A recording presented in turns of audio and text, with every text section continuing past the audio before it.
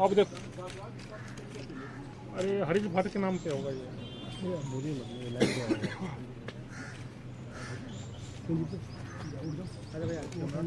आजा भाई आजा। ये हो गया आपका स्टील मिला के स्टील भाई हो गया कि तुम लोग हेलो हो जाओ यार थोड़ा ऊपर से अच्छी ना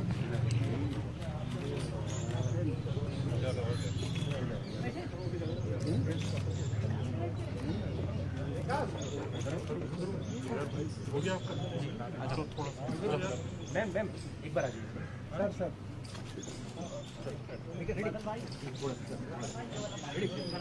इस वक्त मौजूद है उपराज्यपाल सचिवालय के ठीक बाहर और ये तस्वीर माइक का तौर पर ना माइक लगाना जो मंत्री हैं वो एक साथ देखने को मिल रहे हैं। गोपाल जी क्या मांग रखने वाले हैं एलजी से मिलकर? अगर थोड़ा माइक लगाना गोपाल जी का आवाज आएगा। सुप्रीम कोर्ट के फैसले के बाद भी एलजी साहब उनके आदेश को क्यों नहीं मान रहे? जब ट्रांसफर पोस्टिंग का अधिकार चुनी हुई सरकार को दिया गया, सर्विसेज सेक्रेटरी का ट्रांसफर करके 2 दिन से फाइल उनके पास पड़ी हुई है। उलट यहाँ के ऑफिस से जो है अधिकारियों को धमकाया जा रहा है। साथ ही साथ जो है ये कहा जा रहा है कि मंडे तक ऑर्डिनेंस आ जाएगा, कोई चुनी हुई सरकार की बात मानने की जरूरत नहीं है। तो क्या फिर इस फाइल को इसलिए रोका गया है? ये क्योंकि ये सारे प्रश्न ऐसे हैं जिससे चीजें एक ठहर गई हैं। तो इसलिए इन चीजों को जो है वो समझने के लिए, बातचीत करने के लिए हम लोग यहाँ पहुँचे। बातचीत करने के लिए यहाँ पर आए हुए हैं और देखिए पूरा मंत्रिमंडल एक साथ दिख रहा है और ऐसी जो तस्वीरें हैं बेहद कम देखने को मिलती है। कैलाश जी से बात कर चुका हूँ, इमरान जी से बात करूँगा। इमरान जी यहाँ तक पहुँचे देखिए, हम तो उनसे यही कहना चाह रहे हैं, हम तो बोले बाइक एक बाइक पार्टी उसका पालन करें और वो जनता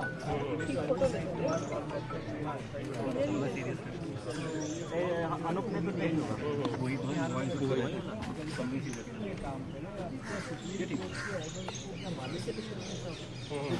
की बात है। कॉन्स्टिट्यूशनल बेंच के अपने ऑर्डर सुनाए तो उसको मानना चाहिए और 2 दिन हमें सौरभ जी ने फाइल भेजी है तो कर देनी चाहिए, क्योंकि सरकार के सुनाए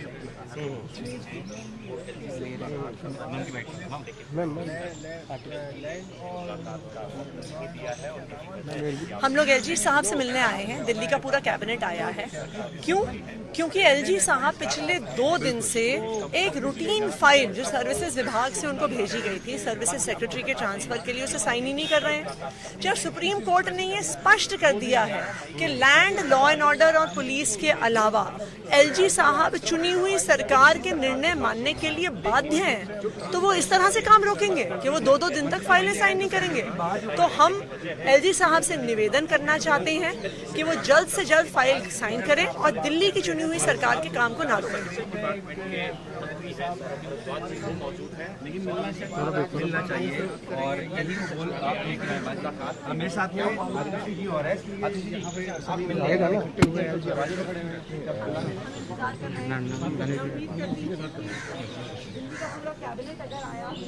आप लोग एलजी हाउस में आए हैं, किस लिए आए हैं बताइए?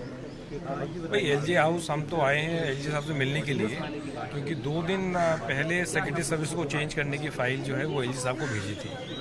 आज दूसरा दिन है, तो यही पूछने आए हैं कि भाई अगर हर फाइल में इतना समय लगेगा तो फिर एक जो चुनी हुई सरकार है वो कैसे काम करेगी?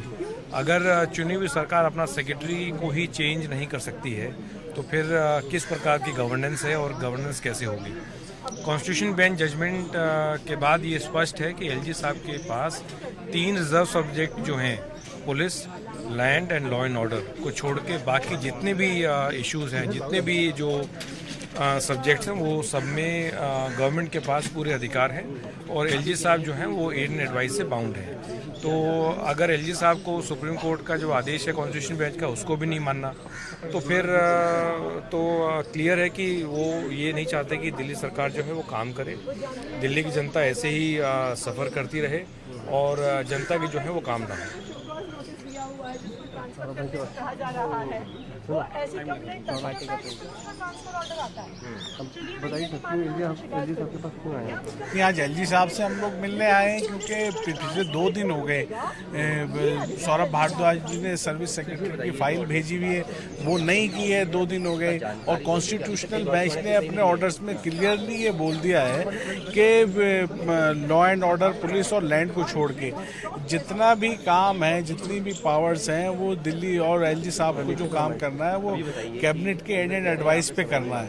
और 2 दिन हो गए, तो हम सब लोग उनसे ये रिक्वेस्ट करने आए कि 2 करोड़ दिल्ली की जनता ने अरविंद केजरीवाल गवर्नमेंट को चुना है और कॉन्स्टिट्यूशनल बेंच ने अपना साफ साफ निर्णय सुना दिया है, तो उस पर अमल करें और उस फाइल को जल्दी क्लियर कर दें। और जो अभी दिल्ली सरकार के जो है अधिकारियों को ऐसा भी मतलब यहाँ से फोन भी जा रहे हैं कि गवर्नमेंट का काम ना करें, गवर्नमेंट की ना सुने, तो क्या वो इस चीज़ का इंतज़ार कर रहे हैं कि किसी ऑर्डिनेंस का इंतज़ार कर रहे हैं सुप्रीम कोर्ट्स के ऑर्डर के खिलाफ MHA लाने का, तो क्या इंतज़ार कर रहे हैं? तो हम तो उनके पास आज इसीलिए उनसे पूरी कैबिनेट मिलने आई है कि सर्विसेज के काम को ना रोके, दिल्ली की 2 करोड़ जनता के काम को ना रोके। कहा गया कि अधिकारी मनमाना कर रहे थे, ऐसे में यहाँ पर 8 जो साल का कवायद थी दिल्ली सरकार की, वो फैसला आया 11 मई को। आपके फोन में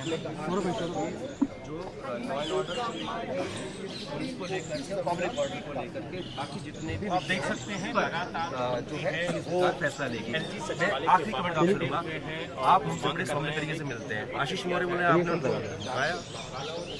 अब देखिए, ये ऐसा है जैसे किसी के ऊपर आपने पैसे लेने का दावा किया कि इसके ऊपर मेरे पैसे बनते हैं, और वो आदमी कह रहे कि साहब इसने मेरे को धमकाया ताकि अब मैं उससे पैसे ला लूँ। हमने शो कॉल दिया, लाइव कट कर दे, क्योंकि डॉक्यूमेंट्री मेरा ऑर्डर पाने के बाद वो सचिवालय से गायब हो गए, फोन स्विच ऑफ कर लिया, उनके घर में नोटिस भेजा गया, घर के अंदर मौजूद थे, उनको कह दिया कि वो सबूत हमारे पास मौजूद है। उसके बाद फोन पे उनको कॉन्टेक्ट किया गया, उन्होंने फोन स्विच ऑफ कर दिया, वो सबूत हमारे पास नहीं है, इसका जवाब उनके पास नहीं है। अब कार्रवाई है वो होगी, उनको मालूम है। साथ साथ किडनी के ऊपर कार्रवाई होगी, राजशेखर जी हैं उनके ऊपर कार्रवाई होगी। इस सब के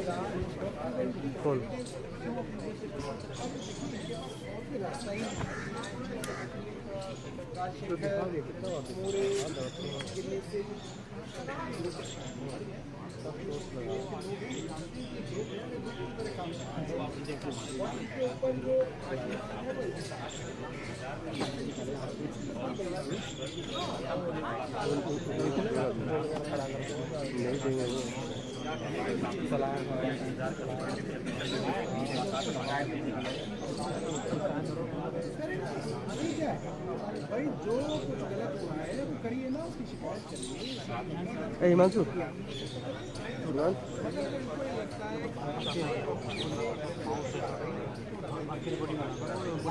कार्रवाई होगी। और 11 मई को जो फैसला आया था उसका मुख्यमंत्री ने भी प्रेस कॉन्फ्रेंस करके कहा था कि जिन भी अधिकारियों ने पब्लिक के काम रोके, मैं ऑर्डिनेंस वाली बात नहीं बोली, भी होगी, जल्दी बड़े प्रशासनिक फेरबदल होंगे।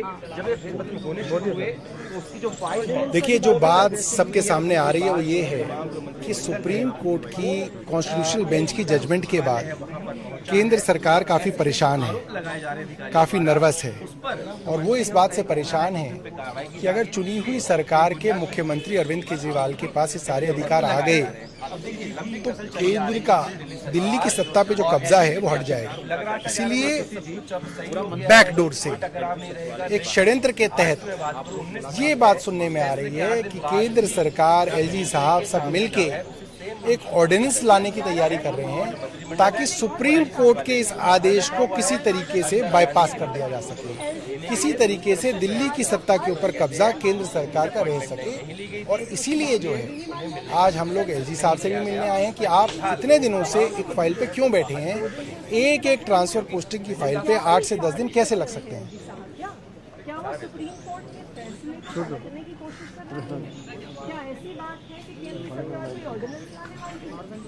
अगर ऐसा है तो इससे बड़ी अवमानना सुप्रीम कोर्ट की नहीं हो सकती है, क्योंकि सुप्रीम कोर्ट ने स्पष्ट तौर पे कहा है कि अगर लैंड, लॉ एंड ऑर्डर और पुलिस से ज्यादा पावर बढ़ाने की कोशिश करी एलजी साहब ने तो स्ट्रक्चर के खिलाफ अपना पक्ष रख रहे हैं और बात को रखते हुए बता रहे हैं कि किस तरीके से वो यहाँ पर बैठे हुए हैं, इंतजार कर रहे हैं कि एलजी साहब उन्हें वक्त दे ताकि वो अपनी बात को एलजी साहब के सामने रख सके। हमारे साथ गोपाल राय जी हैं जो पर्यावरण मंत्री हैं।